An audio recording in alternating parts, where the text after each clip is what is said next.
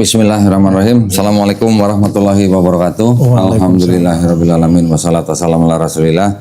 Senang sekali berjumpa kembali di channel Donditan dan Geraha Mu'alaf Jakarta. Alhamdulillah pada sore hari ini saya kedatangan seorang mantan kafir, boleh ya? Alhamdulillah. Sehat Bang? Sehat Bang. Depan saya ini ada Bang Markus ya? Ya. Namanya masih Kristen banget ini. Masih. Masya Allah. Tapi udah ada nama Islamnya Bang. Oh sudah? Ada. Jafar Sodik. Jafar Sodik, Masya Allah. Aslinya Markus siapa Bang? Markus Latu Perisa. Latu Perisa. Perisa. Ya. Itu marga dari Bapak. Maluku ya? Maluku. Oh, Ambon Manise ternyata rupanya, Masya Allah. Panggilannya Bang Markus tetap? Iya. Nggak apa-apa ya? Iya. Biar inget gitu ya. Betul. Dulu pernah kafir gitu ya. Masih mendingan disebut mantan kafir kan daripada mantan muslim. Betul. Gitu. Saya juga nggak mau disebut mualaf terus Bang. Jangan mualaf terus lah. Kita begitu bersahadat, oke lah masih bisa disebut mualaf untuk beberapa waktu tertentu. Ya. Ya, tapi kan juga kita sudah terbebani dengan syariat. Betul. Jadi sebenarnya kita sudah jadi muslim ketika kita bersahadat. Ya. Mualafnya itu hanya untuk menunjukkan bahwa ini anak baru gitu Betul. aja lah. Betul. Masih dapat zakat gitu. Walaupun saya nggak pernah terima, tapi ya nggak apa-apa, itu hanya untuk mengenal saja. Ya. Untuk masih dibina gitu. Ya. Bang Markus adat kapan? Di September sih Bang. Tahun 2024. Tahun ini? Tahun ini. Oh baru. September. Oktober, November. Mau jalan 4 bulan. Jalan 4 bulan. Ya, tanggal 24. Tahun 4. Berarti baru semur jagung berarti ya? Baru semur jagung. Oke, Masya Allah. Sadatnya di Masjid Al-Falah. Oh, Al-Falah di daerah Jakarta Timur ya? Betul Pak. Timur. Alhamdulillah. Iya. Nah, sebelum kita ngobrol-ngobrol lebih jauh nih, Bang Markus. Bang Markus berarti papa dari Ambon. Mama lahir di Magelang, besar di Magelang. Oh, jadi mama orang Jawa. Orang Jawa. Tengah. Oh, jadi ini campuran Ambon Jawa gitu ya. Jawa. Berapa saudara Bang?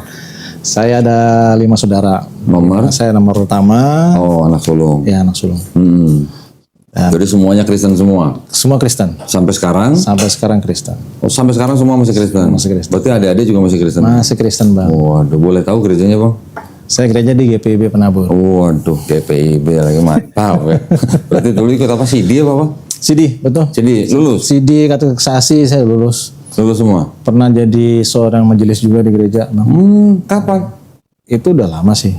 Udah lama Bang. Oh. Itu di sekitar saya sudah lulus kuliah ya. Majelis, maksudnya majelis gereja ya. Oh, oke. Saya sebagai diaken gitu kan. Kan ada penutu, ada diaken ya. Kalau diaken itu kan lebih ke umur-umuran muda segala macam. Yang tua tuh yang udah lebih tua. Milenial ke bawah. Ya, betul. Bahasanya seperti itu yang sekarang ya Bang ya. Kalau penatua kolonial. Gitu.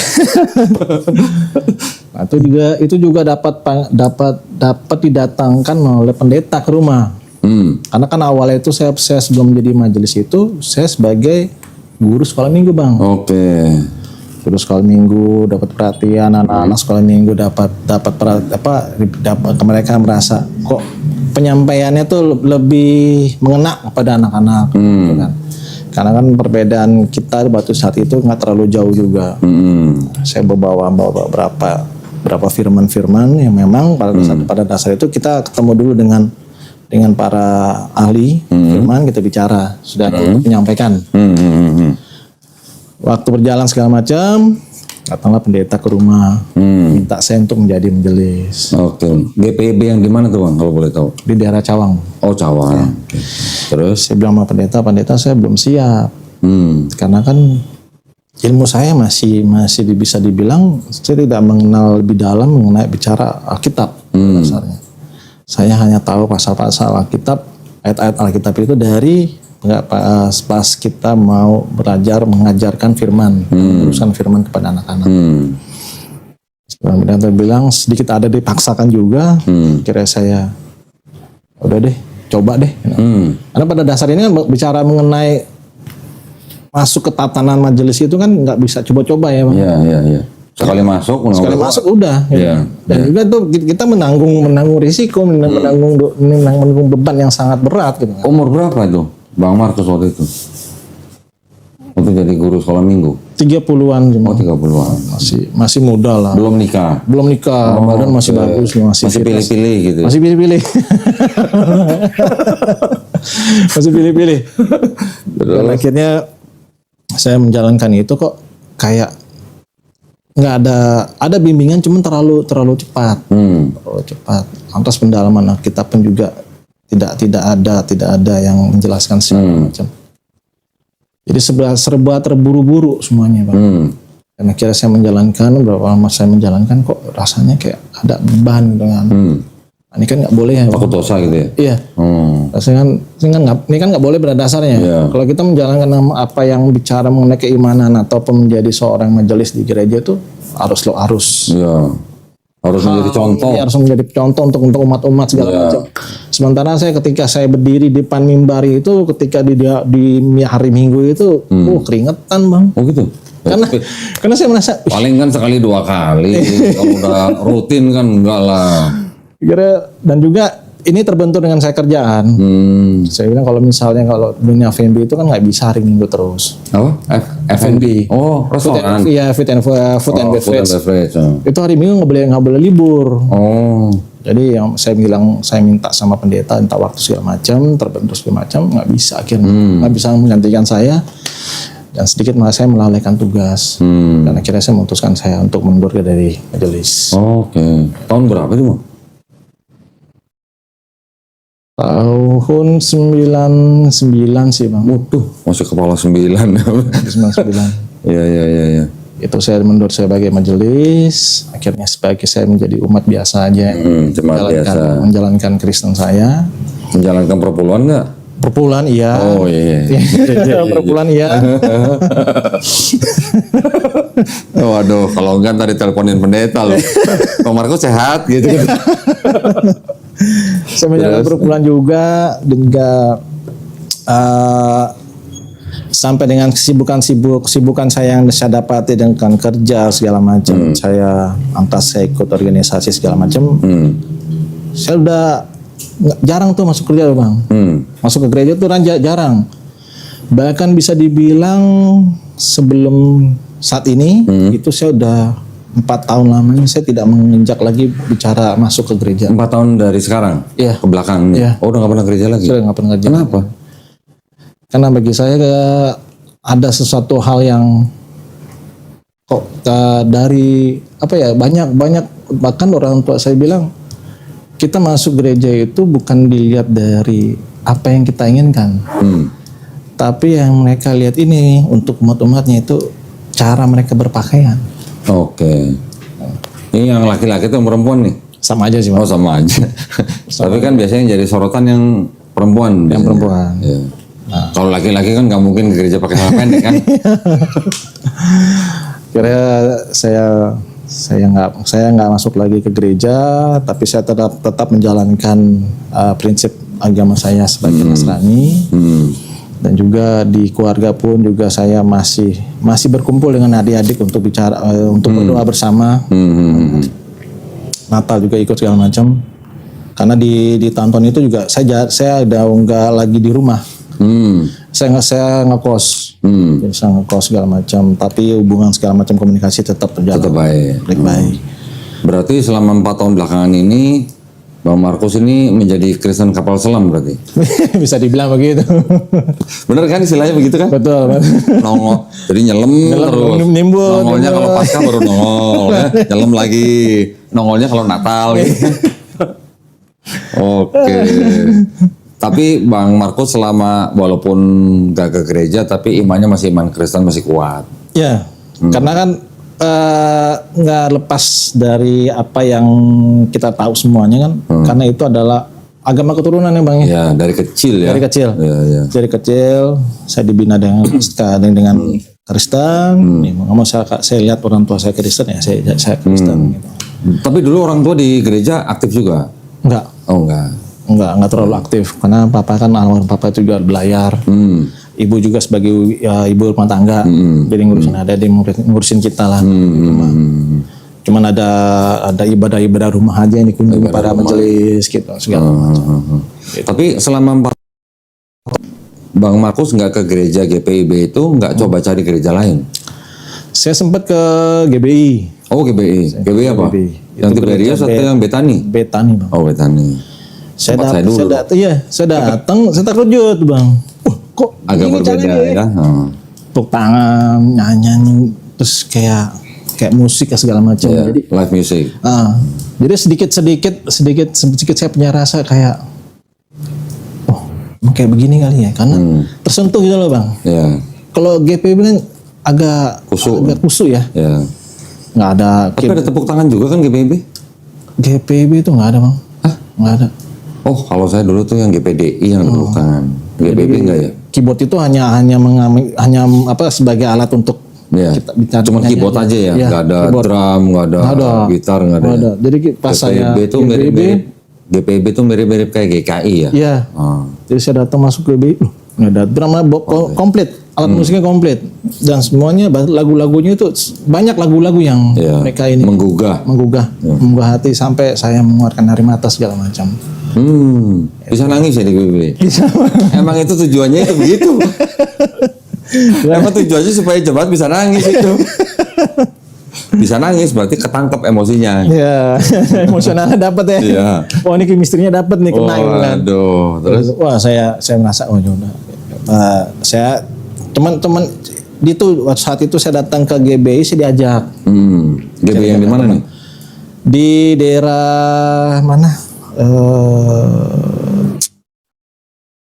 Di Jakarta Bang. Di Jakarta. Di daerah Jakarta Pusat lah. Pusat. Oke. Saya diajak ke situ teman. Untuk sampai ke situ, lantas dengan kesibukan, kembali lagi dengan kesibukan saya yang monoton nih Bang. Saya nggak pernah lagi ke gereja. Jadi berapa lama ke GBI itu? 1-2 kali lah sih. 1-2 kali. Lah kan sampai nangis. Gak ketagihan? Enggak juga. Kirain udah nangis ketagihan gitu. Ya, terus akhirnya saya belum saya dengan kesibukan saya dengan monoton yang saya dapat itu, kira saya lupa, saya tidak lagi ke gereja. Saya tidak lagi ke gereja segala macam. Terus saya dapatlah pasangan Islam segala macam. Yang pacaran dengan perempuan Muslim. Sekian tahun mau resmi, mau jadikan sesuatu yang baik gitu kan, nggak jadi juga. Berapa kali karena itu? Terbentur agama.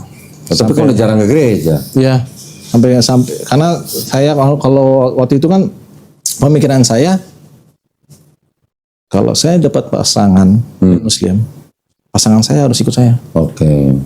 Nah, berapa kali Bang Markus menjalin hubungan dengan perempuan Muslim? Ada sekitar 5 kali Bang. Waduh.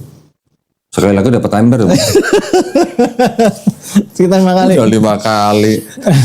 Terus selama 5 kali itu Bang Markus juga selalu mengajak perempuan untuk masuk Kristen? Saya nggak mengajak, cuman dia mengajak saya masuk Islam. Oke. Saya bilang, tadi dulu kalau misalnya kamu mengajak saya Islam, saya punya marga. Marga saya yang tidak bisa saya lepaskan. Berat itu ya. Berat. Tapi marganya tadi apa? Latu Perisa. Latu Perisa. Iya. Di Ambon sendiri ada nggak marga Latu Perisa tapi Muslim? Saya ke Ambon itu SMP kelas 2 Bang. Oh. Jadi nggak memahami secara baik. Di Ambon itu seperti apa. Tapi saya punya ponakan. Dari saya punya bapak, punya kakak, almarhum, itu dia masuk Islam. Oh, oke. Anak pertama juga. Oh, sambil diminum kopinya Bang. Santai kita di sini. Keponakannya Bang Markus ada yang masuk Islam. Iya Bang. Terus? Dengan berjalannya waktu, saya dapat pasangan Islam. Sempat saya diadili oleh salah satu pasangan saya, dari orang tuanya. Diadili Pak. Kenapa? Saya dipanggil ke rumahnya. Oleh orang tuanya. Saya dibilang, kamu sejauh apa dengan hubungan anak saya? Saya bilang sudah sejauh seperti pasangan suami istri. Oh dia marah. Dia sampai sebuat Allahu Akbar. Dia bilang, anak ini mati dan tangan saya hari ini. Waduh. Terus? Dia bilang dia minta istrinya untuk ambil golok. Saya bilang sama bapaknya, saya bilang, silakan Bapak potong saya, tapi jangan pernah menyesal ketika darah saya menetes ke bumi. Apa yang saya lakukan pada anak Bapak itu tidak ada sia-sianya bagi saya. Dan yang lebih buruk lagi, pasangan saya ini tidak membela saya. Oh. Justru membela orang tuanya. Dan situ penyesalan saya yang sangat mendalam. Kalau cinta, kalau sayang, kenapa harus begitu kan begitu bahasa. Nah, memang sedikit dramatis sih bang. Kayak sinetron bang ya? Ya karena kayak sinetron. Saya bilang sampai sempat saya bilang sama orang tuanya, kok Bapak ini seperti Tuhan ya, seorang Tuhan di mata saya. Karena Bapak bilang apa pertanggungjawaban saya nanti ketika ada di depan di Nabi Muhammad ya bang. Saya bilang, Om, saya lahir, saya nggak tahu bahwa saya agama Kristen. Anak Om juga ketika dia lahir, dia nggak tahu dia agama Islam. Tapi beranjak dewasa, beranjak dewasa segala macam, dia lihat bahwa orang tuanya Islam, saya lihat orang tua saya Kristen, ya akhirnya saya Kristen, dia Islam. Dan permasalahannya ini kan bukan masalah agama antara Islam dan Kristen, tapi permasalahan rasa, permasalahan kasih sayang. Nah ini apa bedanya sih? Sementara Tuhan itu tidak pernah membedakan umat-umatnya. Kenapa kita sebagai umat yang percaya akan Tuhan namanya Tuhan, gitu, kok kita membeda-bedakan sendiri? Gitu. Itu pertanyaan saya tuh yang saat itu saya lontarkan Ke orang tua. Orang tua itu ya. Terus? Nanti nggak bisa jawab. Nggak bisa jawab. Sekarang apa bedanya Kristen sama Islam? Semua bicara dengan kebaikan. Semua tidak bisa. Semua tidak bicara mengenai keburukan. Semua mengajarkan firman yang telah diberikan oleh Yang Maha Kuasa. Dan menjalankan itu untuk umat-umat dan menyebarkan. Ceritanya mau khotbahin gitu gimana maksudnya? Dia khotbah tapi sambil Emosi. Gitu. Oke. Kalau Om mau menghajar saya dan membunuh saya silakan. Saya siap. Waduh, mantap dong. Keder jadi dong orang. Akhirnya dia melemah segala macam, dia bilang ya sudah. Pokoknya saya tidak setuju bahwa anak saya harus berpasangan dengan Kristen. Karena Kristen begini-begini sampai saya bilang bahwa berarti Om sudah menyatakan bahwa Kristen itu najis ya Om. Saya seperti binatang berarti dianggap Om. Saya bilang saya mau sampai mengeluarkan kata-kata yang tak sopan pada saat itu sih. Kira saya udah selesai semuanya, saya pulang, saya pamit pulang. Sampai saya keluar pintu rumah, dia pesan, dia bilang, saya tahu kamu tuh aktivis. Aktivis apa bang? Saya dulu aktivis bang tahun 98. Oh 98, oh aktivis 98. Aktivis Trisakti. Iya, mantap. Aktivis. Oi. Saya nggak mengakui diri saya aktivis, cuman orang mengakui saya. Oke. Bilang saya adalah seorang aktivis. Iya. Kira saya keluar, dia bilang nanti hati-hati ya kamu ya. Kalau misalnya lagi demo segala macam. Oh siap Om. Oh itu orang tuanya malah gitu. Oh oke. Terus? Udah akhirnya kita saya nggak ketemu lagi dengan dia. Itu kita udah berpacaran itu selama hampir 8 tahun lamanya. Oh lama juga ya. Dari kelas 2 SMA sampai saya semester 2. Oh, oke. Dan itu akhirnya saya merasa punya dendam dengan perempuan segala macam. Tidak menyakiti, tidak. Kenapa dendam apa? Dendam kok apa sih yang menjadi suatu polemik atau perbedaan yang secara signifikan itu membelah antara Islam dan Kristen. Maksudnya mereka tegas menolak Kristen gitu ya? Sampai jadi permasalahan rasa pun itu diatur, dihalangi nih. Bagi saya nggak fair nih. Berarti Tuhan nggak fair dong. Berarti dunia ini nggak fair dong. Terus? Kalau saya memilih pasangan itu, saya nggak akan mungkin nanya kamu dari mana, nggak itu juga. Karena saya melihat pasangan situ ada orang yang pintar, orang yang baik secara batin dan rohaninya, dan dia mau mengurus saya. dan dia terima pada saya. Itu yang saya terima. Tapi ya terbentur hal itu lagi, terbentur hal itu lagi. Jadi 5 kali itu semua halangannya karena agama. Agama.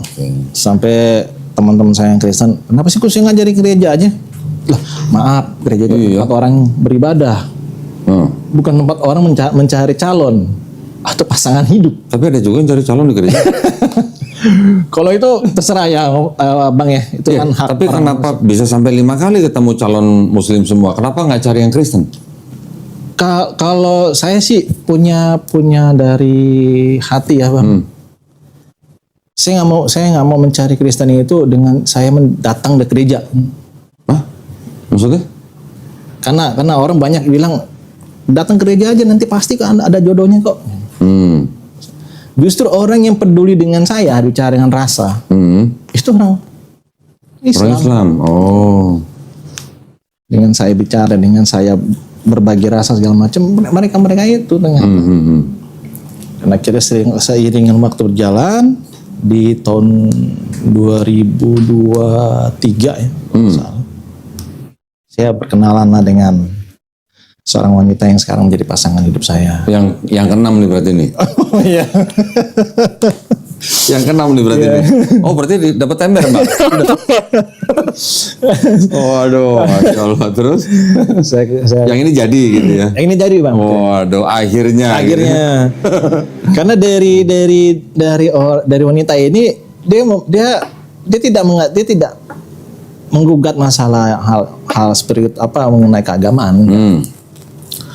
Justru yang saya pelajari dia tuh dari secara dia berpikir, secara dia berdialektika, berretorika itu bagus. Oh, pendebat kali dia. Bukan. Sama di bidang gerakan, Bang. Oh, oke. Di bidang gerakan teman saat itu dia kita punya salah satu teman untuk menjadi dewan, kita sama-sama bicara mengenai untuk pendukungan suara ya, Bang, untuk pemenangan. Nah, di situ lagi kita aktivis juga akrab, ya. Aktivis juga. Mulai dari situ sama-sama anak Trisakti juga, Bang. Oh gitu. Dulunya satu kampus berarti? Beda? Enggak, beda kampus. Karena kan kalau di STPT itu kan saya flashback dulu sedikit, itu di Bintaro tempatnya. Oke, jadi Bang Markus ini dulunya mahasiswa sekolah tinggi? Pariwisata Trisakti. Iya. Oke. Yang di Bintaro. Nah, terus yang istri yang sekarang dulunya di Rawasari. Itu kampus C. Kampus C itu ada terdiri dari 3 kampus. Jadi ada grafika Trisakti, ada asuransi Trisakti, dan transportasi Trisakti. Dan istri saya sekarang ini dia anak Akastri. Anak apa? Akastri. Akastri. Asuransi ya, Akademi Trisakti. Oke. Oh, orang asuransi toh. Akhirnya berjalan siringan kita berduaan sambil menjalankan tugas segala macam. Banyak cerita lah. Kita akhirnya buka hati. Dulu kamu seperti apa? Terus kamu seperti apa segala macam. Terus itu belum bicara mengenai keimanan, Bang. Belum. Lantas saya cari tahu dulu dia seperti apa orangnya. Dia pun juga demikian. Akhirnya kok kita ada sedikit chemistry ya gitu. Banyaklah cerita panjang banget ini. Kalau misalnya dibicarakan mungkin sampai pagi kali, Bang. Berapa lama Bang Markus menjalin hubungan itu sampai bicara iman? Kurang lebih itu 8 bulan. 8 bulan? 8 bulan. Baru ngomongin iman? Ya. 8 bulan. Lantas dia bicara sedikit, dia kasih masukan ke saya segala macam. Dia bilang, saya tidak pernah mengharapkan kamu untuk masuk agama Islam. Cuman kalau kamu ingin menjadi satu imam bagi saya dan anak-anak saya, kita nggak bisa berbeda agama. Oke. Terus, ya udah, kasih saya waktu, saya bilang. Agama lagi. Iya, agama lagi. Ya berarti ya. Tapi dengan segala macam pengalaman, saya dimulai lilas kan. Kasih saya waktu. Saya ingin cari tahu Muslim itu seperti apa, Islam itu seperti apa. Dikasih waktu berapa lama, Mbak? Dan dia nggak menentukan. Oh, dia nggak menentukan waktunya kapan. Terus? Saat itu pas saya di satu rumah kontrakan gitu Bang. Saya diputarkan lah Instagram misalnya. Kayak Instagram ya, TikTok. Nah ini tonton ini deh. Saya lihat. Nah di situ ada Bang Doni tanya. Oh, video saya. Wah, Doni lagi gitu. Di situ saya perhatiin Bang, saya perhatiin. Terus saya bilang, kok ada kemiripan ya? Kok ada kesamaan ya? Antara Islam Kristen? Iya. Oke, terus? Mulai tuh. Saya ulang sampai 3 kali Bang. Dengan cuplikan itu yang sama, saya 3 kali nonton. Saya ulang terus. Terus saya lihat lagi dengan ayat suci yang diutarakan oleh Bang Doni, bicara perbedaan antara ini sama ini, Matius ini sama Lukas ini segala macam, dengan gospelnya segala macamnya. Wah ini menarik juga nih. Lu kok sama ya? Dan akhirnya terlontarlah kata, dia bilang, siapkan kau untuk menjadi seorang Muslim. Siapa? Calonnya waktu itu? Saya. Mbak ini? Ya. Oh, terus? Saya bilang, saya masuk Muslim bukan karena kamu ya. Ya. Tapi saya masuk Muslim karena saya lihat bahwa sebenarnya ini Muslim bicara dengan Muslim dan Kristen itu tidak bedanya. Karena saya lihat dari itu, Bang Doni itu ngomong begini. Yesus itu mati di kafan nggak? Gitu. Ya. Iya di kafan. Agama mana yang meninggal di kafan? Yesus itu puasa nggak? Puasa. Agama mana yang puasa? Yesus itu disunat nggak? Sunat. Agama mana yang disunat? Juga. Kok bener juga? Nah, memang ada kan di Bible kan? Iya. Terus sampai terakhir, Yesus itu makan babi nggak? Enggak. Agama mana yang nggak makan babi? Islam. Jadi kalau misalnya kamu pencinta Yesus, kamu harus masuk Islam. Wah bener juga. Iya. Oh gara-gara itu. Jadi logika sederhana aja Bang. Ya, dari situ saya mandangnya sebagai logika sederhana aja, memandang suatu pengajaran yang dilakukan oleh para nabi-nabi saat itu. Iya. Dari Yesus dengan yang Yesus bisa dibilang dengan Nabi Isa, Al-Masih itu, dan Nabi Muhammad itu sama. Perbedaan mana? Kalau diperhatikan nih Bang ya, yang dilakukan Yesus dalam Bible sama yang dilakukan oleh Nabi Muhammad SAW itu ada kemiripan. Yeah. Kalau ada kemiripan, berarti kan ada satu sumber yang sama. Betul. Betul kan? Betul Bang. Itu kan meneruskan ajaran nabi-nabi yang sebelumnya. Betul. Nabi-nabi sebelumnya menerima ajaran dari satu sumber. Yeah. Nah, semuanya itu oleh Nabi Muhammad SAW hanya disempurnakan secara syariat. Oh iya. Tapi kan akidahnya semua sama. Betul. Apakah ada dari Nabi Musa AS sampai Nabi Isa AS mengajarkan Trinitas? Iya. Kan gak ada juga. Iya. Iya betul. Sampai saya bilang begini sama keluarga saya Bang. Sampai ada saya bilang, pernah gak Yesus menyebut dirinya ketika dia di depan umat dia adalah seorang Kristen? Gak ada. Saya bilang gitu Bang. Iya. Kalau ada di dalam Alkitab, tolong tunjukin sama saya. Keluarganya gimana? Bingung. Oh bingung. Karena siapa yang bisa membuktikan? Ya. Emang kita lahir dari saat itu kan enggak? Tapi karena difilmkan dengan tokoh Nabi Isa ini, kayak katakan Yesus Kristus sang penebus gitu. Di kalangan Kristen, orang mengaku bahwa Nabi Isa ini adalah milik Kristen. Tanpa tahu sebab itu Bang Marus ngomong begitu ke keluarganya itu udah sadar belum? Waktu itu udah. Oh, udah. Udah Bang. Oke. Saya udah sadar. Makanya saya ngomong begitu. Udah sahadat langsung berdakwah ya ceritanya. Masya Allah ya. Keren. Aduh, Masya Allah. Dan itu nggak saya rekayasa memang. Nggak saya rekayasa Bang. Karena saya tahu sendiri bahwa dengan cuplikan film dari Nabi Isa sebagai menebus dosa umat itu, dia datang sebagai penebus dosa itu, dia tidak mengatakan bahwa dia Kristen. Dia tidak pernah mengajarkan Kristen juga. Dia tidak pernah mengajarkan Kristen. Ya.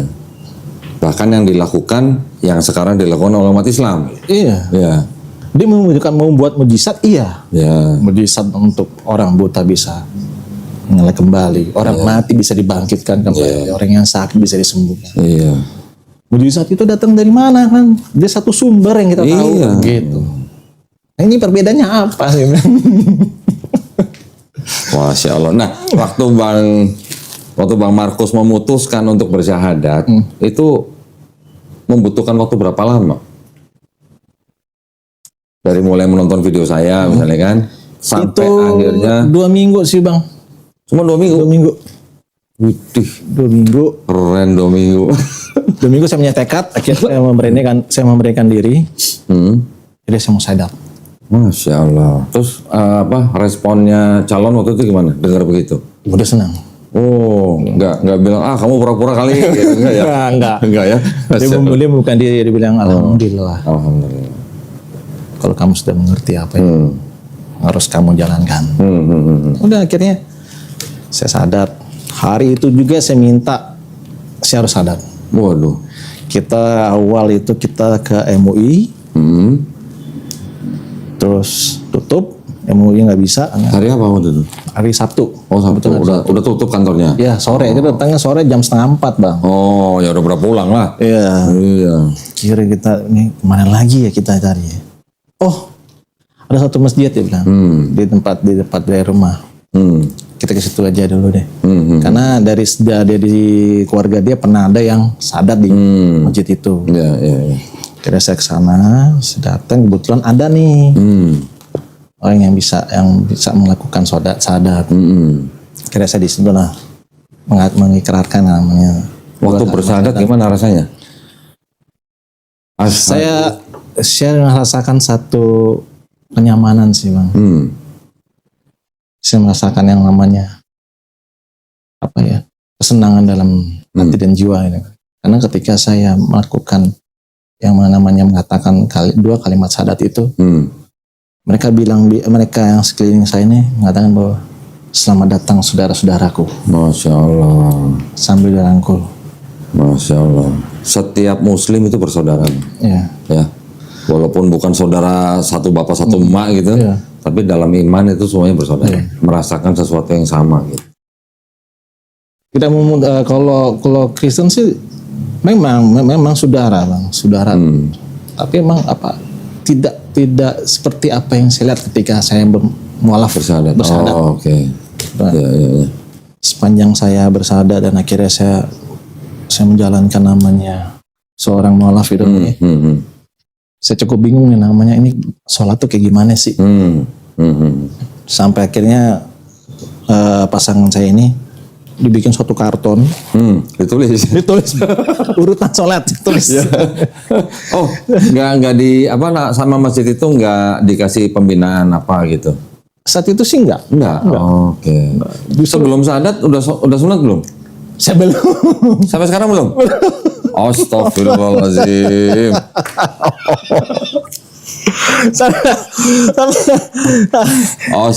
Takut.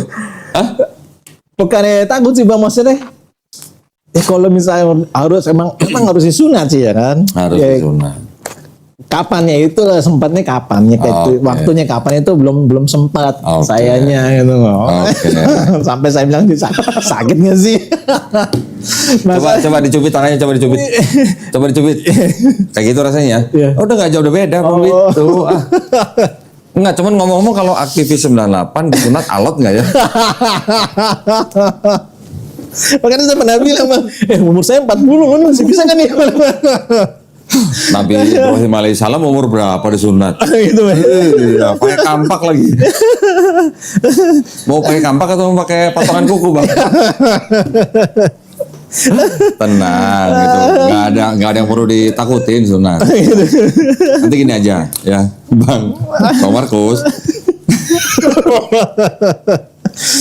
Masjidnya nggak suruh sunat di orang-orang masjid. Enggak sampai menanyakan detail. Kamu udah sunat belum? Enggak. Waduh, gini aja, cari waktu ya yang paling nyaman buat Bang Markus. Tanggal berapa, hari apa, jam berapa, kasih tahu Suci. Oh gitu ya. kita kirim juru sunat ke rumah. Wow. Ayo lo. Wow. Sunat di rumah. Oh gitu ya. Sunat di rumah, jadi nggak perlu ke klinik, nggak perlu ke rumah sakit, sunat di rumah, langsung dikasih obat. Oh gitu. Nah, nanti saya kasih sarungnya. Oh sarung agak beda kali Bang. Untuk sarung yang biasa tolak. Sarungnya nanti ya, pokoknya nggak ada yang sempit lah, sarungnya lebar-lebar semua. Masya Allah, aduh, ini udah 3 bulan ini, tapi masih mending Bang, 3 bulan. Kemarin ada seorang ngakunya mualaf, minta tolong disunatkan oleh kita. Kita minta dong surat bersyahadatnya kan. Ketika saya lihat bersyahadat itu udah 20 tahun yang lalu. udah mualaf 20 tahun yang lalu baru minta disunat coba sekarang. Masya Allah, alhamdulillah. Aduh. Oke, tenang, nggak apa-apa. Nanti kita kirim ya. Sunatnya. Saya cuma butuh fotonya aja Bang nanti. Ya, nanti ada fotonya setelah selesai sunat, bukan sebelum sunat ya. Setelah selesai sunat fotonya begini.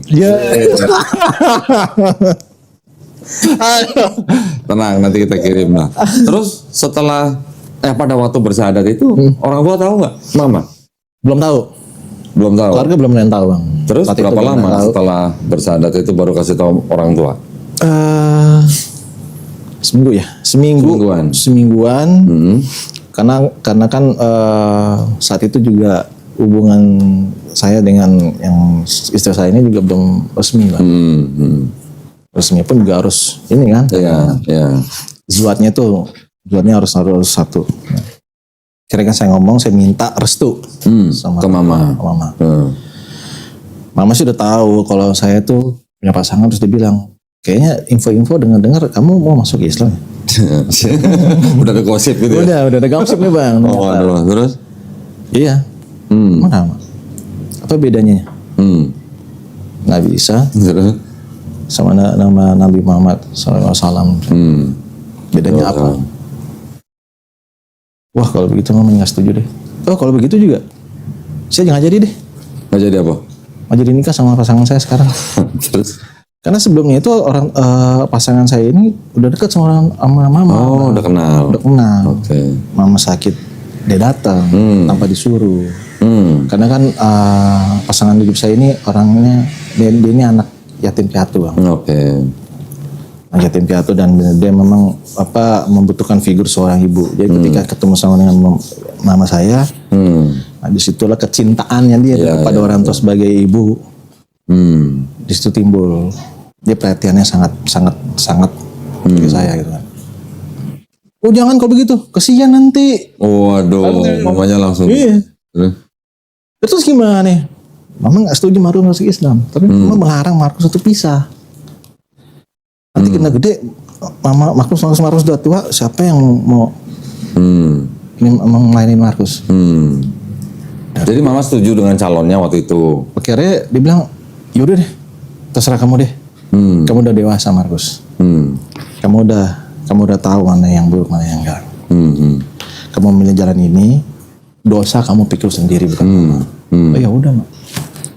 Dosa itu urusannya bukan kita manusia, urusannya urusan Tuhan. Sebenarnya gitu. Ya, jadi artinya sebenarnya mamanya Bang Markus ini setuju dengan calonnya, tapi tidak setuju Bang Markus masuk Islam. Betul. Dengan kompleks lagi tuh Bang. Tapi pada waktu ngomong itu Bang Markus sudah bersyahadat. Udah. Oh gitu. Terus nggak langsung ngomong udah bersyahadat? Enggak. Oh belum. Saya butuh waktu dulu kan. Saya cari timing yang tepat dulu untuk bicara masalah ini karena bicara masalah itu kan sangat krusial sekali di kalangan Kristen ini kan. Iya. Jadi memberi kabarnya 2 kabar tuh ya. 2 kabar. Satu masalah menikah, satu masalah masuk Islam tuh ya. Belum tentu kuat itu mamanya dengar kabarnya itu. Iya, yang satu setuju tapi yang satu dia nolak. Iya. Begitu kan umurnya 74 saya takutnya kan drop secara fisikal itu kan. Waduh. Akhirnya dengan saya nggak tahu bagaimana gitu kan, mungkin Allah punya rencana. Ya, Allah punya cara yang kita nggak tahu Bang.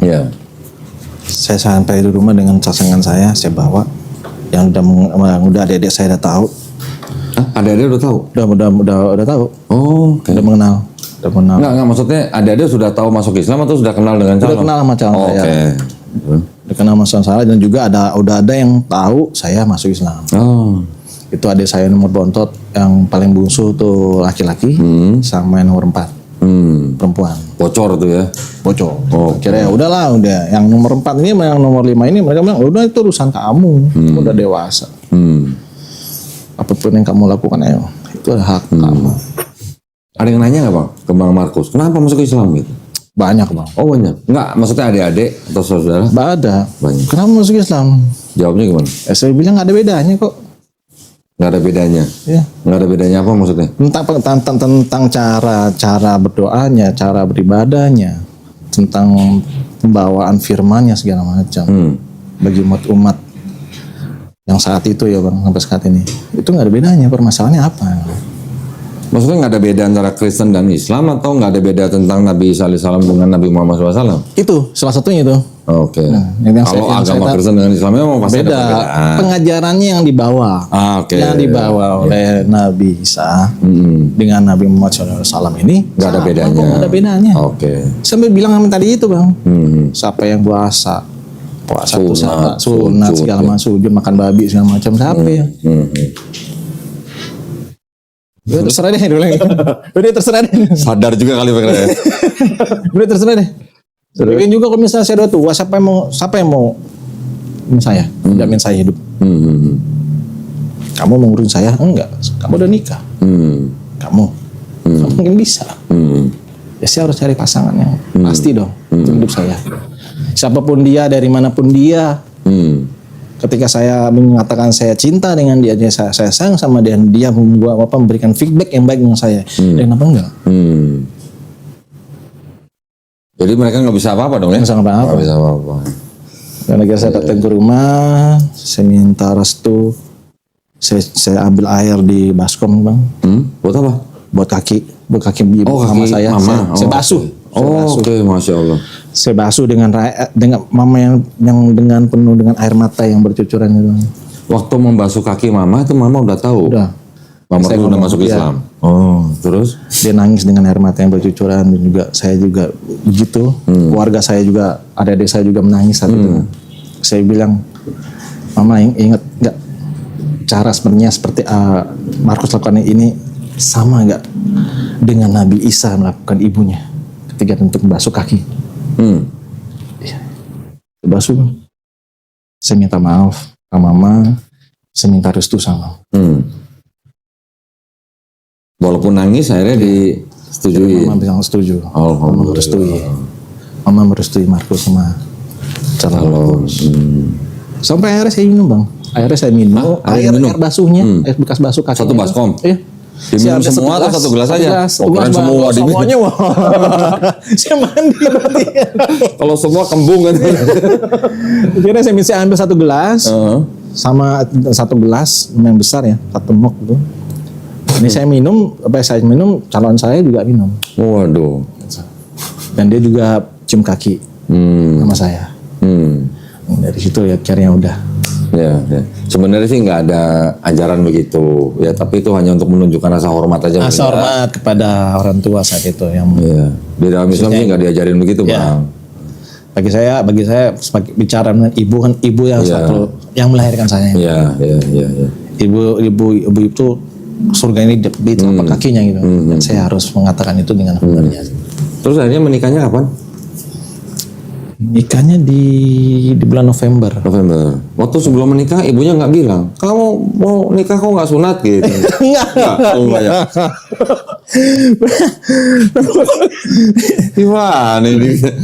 Saya udah bilang sama mama saya, saya mau sunat. Ya udah nggak apa-apa, sunat kan untuk kesehatan. Oh, berarti boleh nih? Ya boleh. Ya boleh mah. Enggak. Wajib mah. Cuman keberanian saya aja bang. Untuk sunat lagi ini gimana rasanya? Takutnya udah alot apa belum? Udah lah gitu-gitulah. Namanya pisau bedah mah setebal apa juga lewat. Tenang aja.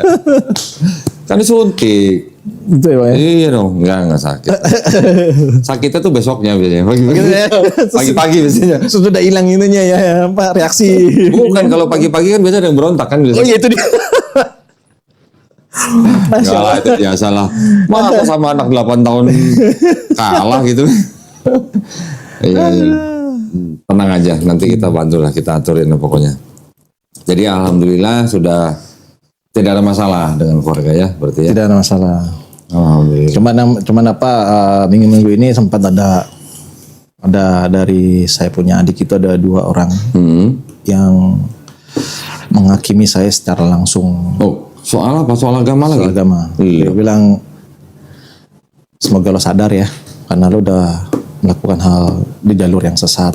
Waduh. Saya bilang kok jalur yang sesat, kalau misalnya jalur yang sesat berapa puluh juta orang Islam. Berapa miliar? Iya, 2 miliar. Sesat semua. Gimana? Kenapa mereka bicara gitu? Ya karena itu emang karena narurinya sebagai seorang Nasrani ya.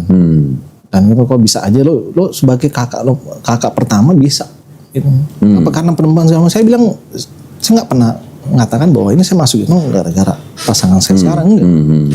Dan saya sadar kok apa yang saya lakukan dengan tanpa ada paksaan, tanpa ada segala macam bentuk. Sadar. Dari calon nggak pernah maksa, nggak pernah Nggak maksa. merayu. Saya minta kok. Iya. Saya minta diri saya untuk mengislamkan diri saya sendiri. Jadi kalau dulu sebelumnya 5 kali ketemu calon nggak bisa jadi karena agama, yang ke-6 kali malah Bang Markus yang masuk Islam. Iya. Oke, alhamdulillah. Itu. Alhamdulillah. Tapi bagi saya itu salah satu yang nggak perlu dibahas. Iya. Karena semakin orang yang menghujat saya, semakin saya mencari kebenarannya, semakin mengimankan saya, semakin kuat. Nah, terus gimana kabarnya Trinitas Bang kalau gitu? Sebelum sadar tuh gimana? Nah itu Kabarnya Trinitas gimana waktu itu? kalau yang saya tahu ya Bang Doni, kalau ini secara nggak secara umum ya Bang. Ya. Kalau Trinitas itu kan satu ya Bang ya. Iya. Orang bilang pada Trinitas itu selalu bapak, anak, dan ibu kan. Roh Kudus. Ya. Itu satu. Saya bilang, tapi tetap aja yang saya kenal itu, yang saya tahu itu yang mengajarkan firman adalah Nabi Isa. Itu aja sih Bang. Selama Bang Markus di GPIB kan berarti kan selama itu juga Bang Markus percaya bahwa Yesus itu Tuhan. Iya. Iya kan? Ya, pada saat itu ya. Ya, ketika Bang Markus sebelum bersahadat kan Bang Markus harus melepaskan itu dulu nih. Iya. Gimana? Melepaskannya begitu aja atau bagaimana? Melepaskannya Atau dengan pemikiran-pemikiran selama 2 minggu itu? ya saya berpikir saya untuk berpikir sejenak dan mencari apa yang harus saya lakukan itu kan. Saya menimbang-nimbang nih Bang. Lantas yang menguatkan dari podcast dari Bang Doni segala macam. Terus saya yang tahu dari kabar dari ini informasi yang saya dapat dari teman-teman segala macam. Saya bilang ya sudah nggak ada bedanya kok. Saya masuk Islam. Dan orang bilang berarti kamu udah menyangkal Yesus. Saya tidak bilang saya menyangkal Yesus. Berarti kamu sudah melarikan diri kamu terhadap Yesus. Saya tidak melarikan diri terhadap Yesus. Karena saya cinta dengan Yesus. Saya masuk Islam. Jadi Bang Markus ini boleh dikatakan sebenarnya akhirnya mau masuk Islam karena Bang Markus berpikir bahwa ajaran Yesus di dalam Bible ternyata sama dengan ajaran Nabi Muhammad SAW. Ya. Itu ya poinnya ya gitu ya. Betul. Oke, jadi makanya Bang Markus bisa melepaskan doktrin Trinitas itu dengan mudah berarti ya. Oke. Dan itu tidak memberatkan saya. Ya. Karena Allah itu esa ya. Ya. Ada yang bilang Allah itu apa? Ini punya ini. Iya. Ada. Iya. Alhamdulillah berarti ya. Terus cuman sekarang nih masalahnya nih bersahadat di masjid tapi pembinaannya kurang berarti ya. Betul. Pembinaannya dari masjid ini nggak ada berarti. Iya, betul Bang. Ya, ini yang harus makanya saya dibikin satu urutan sholat kayak bagaimana segala macam. Terus akhirnya saya lihat saya masuk ke masjid, oh begini. Kok saya masuk masjid, oh orang langsung berdiri ya. Langsung sholatnya apa ya. Sampai saya lihat kanan kiri bang saat itu, ini saya harus bagaimana nih, apa yang saya ngucapin. Sampai saya masih, waduh. Apa saya bilang, bacanya apa nih saya bilang. Awalnya seperti apa nih? Karena diajarin. Oke. Jadi yang membimbing banyak saya mengenai Islam ini ya pasangan hidup saya. Oke, ya. Tapi sekarang udah bisa kan sholat sendiri? Udah. Sudah hafal berapa surat? Oh 5, Masya Allah, keren. Nah, Alhamdulillah. Ginilah. Yang penting dalam perjalanan Islamnya Bang Markus ini ya, yang penting ada progresnya. Ya bang. Ya, yang penting berprogres. Ya. Makin hari makin baik, makin pinter, makin banyak yang dipelajarin. Saya maklum, sama seperti saya juga dulu. Ketika baru masuk Islam, kita memang, apalagi kalau yang tidak ada pembinaan dari lembaga tertentu ya, kita seperti orang sendirian masuk ke dalam hutan. Gitu. Betul. Ya kan? Betul. Nyari jalan setapak itu nyari-nyari gitu kan. Ketika kita sholat di masjid, beda dengan yang kita dengar atau kita baca. Betul. Loh, katanya tangannya begini. Kok ada yang begini? Nanti duduk ada yang begini. Kok ada yang duduknya beda? Nanti ada yang bilang nggak kunut, ada yang bilang kunut. Betul. Itu jangan kaget, Bang. Jangan kaget. Itu semuanya itu sudah, sebenarnya masalah seperti itu sudah selesai. Perbedaan-perbedaan itu tuh hanya perbedaan, disebut dengan perbedaan furu'iyah, perbedaan cabang-cabang, bukan perbedaan akidah ya. Bukan perbedaan secara, jadi kalau kita gambarkan seperti pohon, perbedaan-perbedaan itu hanya perbedaan ranting saja. Perbedaan batangnya tidak ada. Ya. Akidahnya semua sama, cuman hanya perbedaan cabang kecil-kecil gitulah. Ya. Saya dulu mencoba memahaminya begini. Oke, ada yang bilang begini, ada yang bilang begini, tapi ternyata dua-duanya hadisnya sahih. Ya. Walaupun mungkin ada salah satu yang hadisnya lebih banyak dan semuanya sahih, tapi ada satu yang gerak tapi juga sahih. Gitu. Saya mencoba memahami, cuman begini aja. Nabi Muhammad SAW menjadi nabi berapa tahun? 22 tahun sekian. Ya. Dia juga menjadi kepala pemerintahan, dia juga menjadi kepala keluarga, dia juga memimpin perang, dia juga memimpin kegiatan pemerintahan. Namanya orang sekian puluh tahun menjadi penuh kegiatan seperti itu, pasti pernah dong ngerasain capek. Betul. Pasti pernah dong ngerasain meriang gitu kan, pasti pernah ngerasain kedinginan gitu kan.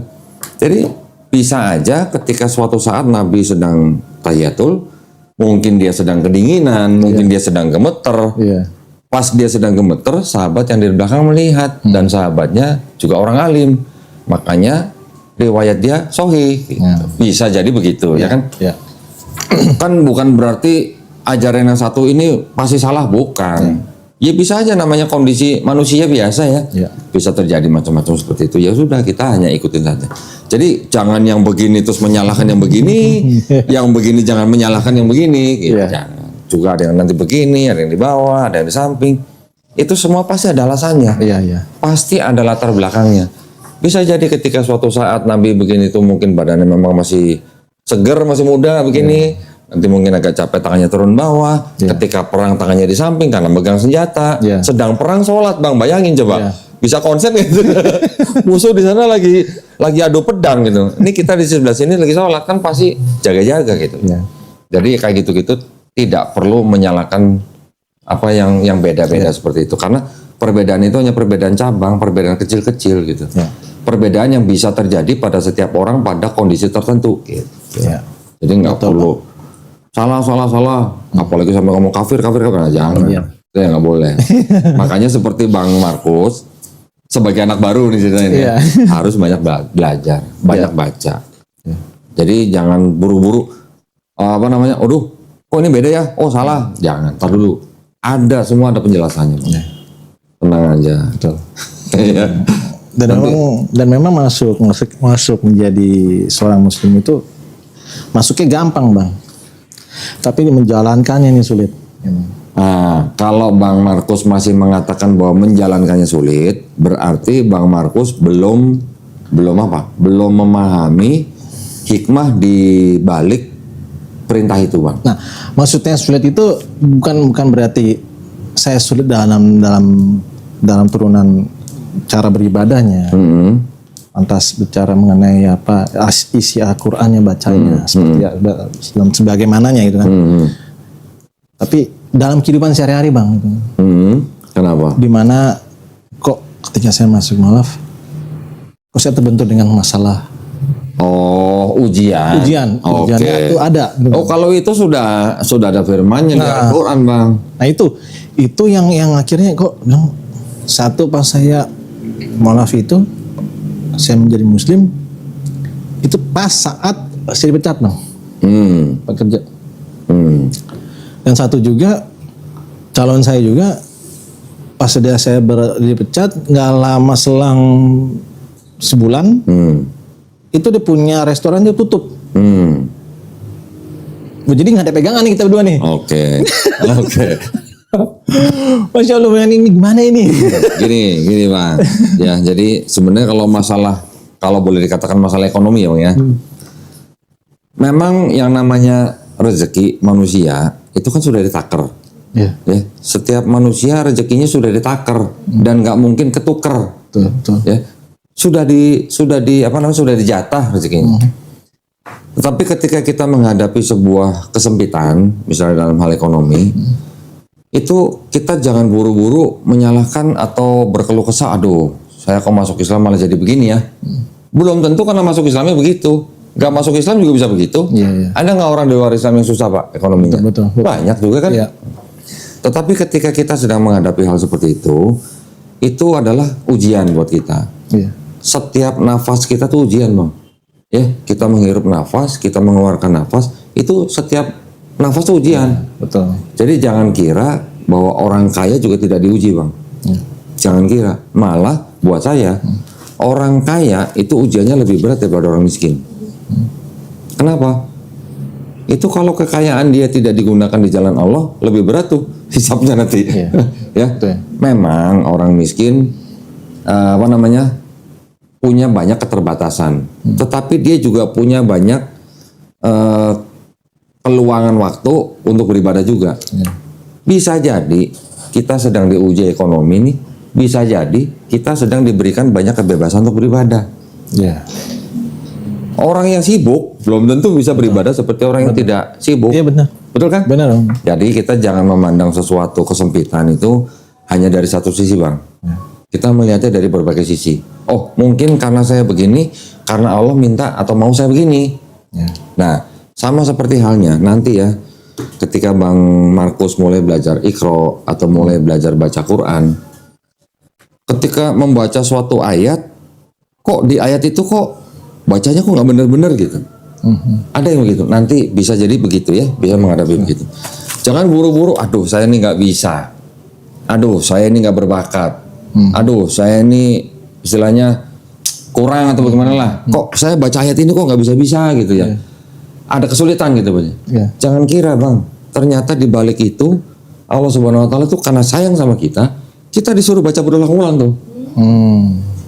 Jangan kira gitu, jangan kita memandang sebuah kesulitan sebagai hukuman buat kita. Bisa jadi karena Allah sayang, kita disuruh baca itu terus.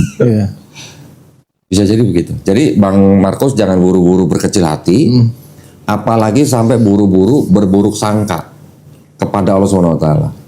Oh, kalau jangan sampai ya. Kalau itu enggak Bang. Kalau itu Bang enggak. Jangan sampai. Jadi maksud saya gini, Bang Markus sebagai orang yang baru beriman harus bisa menjalani kehidupan itu, menjalani keislamannya Bang Markus.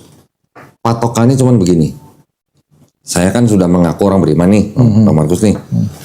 Kalau ngaku orang beriman, saya kan harus dalam tanda kutip nih bersih di mata Allah. Bersih itu apa? Maksudnya apa? Bukan bersih badan dicuci pakai rinso atau pakai apa, bukan. Bersih dalam arti hati kita dan perbuatan kita. Kalau kita bersih dan kita bertakwa, nah bertakwanya itu harus dipahamin dulu artinya Bang. Bertakwa itu artinya kita menjalankan perintahnya menjauhi larangannya apa. Itu namanya bertakwa. Jadi kita harus menjalani keislaman kita harus dengan bersih dan penuh ketakwaan. Ya. Kalau kita sudah bersih, sudah penuh ketakwaan, masih juga diuji, nah kita tinggal menentukan kita ini apa namanya, masih mau beriman apa enggak gitu. Ya. Tetapi Allah SWT tidak akan pernah memberikan ujian kepada hambanya melebihi kekuatan hambanya. Betul. Jadi Bang Markus harus yakin ujian ini belum melewati kemampuan saya. Ya, betul. Kemampuan saya pasti bisa melewati ujian ini. Itu yang harus dipegang bener ya. Betul. Masalah rezeki Bang, rezeki uang nih ya, maksudnya harta benda ya. Itu hanya rezeki yang paling rendah tingkatnya. Betul. Saya kasih tahu nih Bang. Jadi jangan buru-buru, aduh saya lagi bokek, nggak punya duit, ini berarti saya nggak dapat rezeki. Nah itu sedikit ngawur kalau begitu. Ya. Masih bisa nafas, itu udah rezeki loh. Betul. Masih sehat badannya seperti kita sekarang nih. Alhamdulillah itu rezeki yang lebih tinggi tingkatannya daripada rezeki uang Bang. Ya. Ya, jadi rezeki harta itu rezeki yang paling rendah tingkatannya. Di atasnya adalah rezeki kesehatan. Ya. Di atasnya kesehatan masih ada dua lagi nih Bang. Rezeki apa? Anak yang soleh. Ini juga rezeki yang melewati daripada rezeki kesehatan. Ya, setelah rezeki anak yang soleh masih ada satu lagi rezeki yang paling tinggi nih. Apa nih? Rezeki rahmat dari Allah SWT. Oke. Jadi harta tuh paling rendah Bang. Paling cemen gitu. Ya, tapi sering orang tergelincir imannya hanya gara-gara harta. Ya. Banyak yang begitu. Dia nggak tahu bahwa rezeki harta tuh rezeki yang paling kecil. Nah, jadi maksud saya, Bang Markus, jangan buru-buru berkecil hati, jangan buru-buru suzon. Suzon itu berburuk sangka. Wah ini saya lagi diuji begini supaya saya begini. Jangan. Ya. Itulah jalan yang harus Bang Markus lewatin. Ya. Kalau bertakwa itu seperti gini gambarannya Bang. Kita lewat sebuah jalan. Di jalan itu ada rintangan. Contoh ada duri, ada lobang, ya. Nanti ada halangan apa. Tapi kan tidak semua jalan itu kan penuh dengan rintangan itu. Kan pasti ada jalan yang bisa disusurin. Ya. Seperti itulah kita jalan Islam. Jadi kalau ada duri-duri itu berarti itu larangan. Ya kita harus jauhin, pilih jalan gitu. Bang Markus kalau naik motor ada jalan lubang kan pasti dihindarin kan? Betul. Ya seperti itu gitu. Ya. Kita tahu bahwa kalau kita masuk lubang itu dengan kecepatan sekian bisa jatuh, bisa bahaya. Ya kita hindarin. Insya Allah Bang. Kalau kita bersih, ya bersih dalam hati dan perbuatan kita, dan kita bertakwa, dan kita tetap bersyukur. Bersyukur ini paling penting nih. Ya.